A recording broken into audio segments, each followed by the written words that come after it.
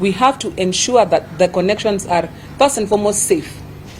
What happened yesterday was not just a situation of an illegal connection. It was actually an unsafe connection.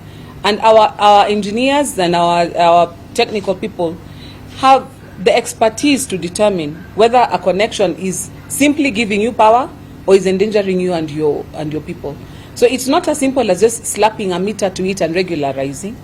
The Kenya Power Company is committed to providing safe supply to Kenyans. I had a meeting with the director in DCI this morning to look at working together, and that is with the investigative arm, so that we can identify all those who are involved in this particular space.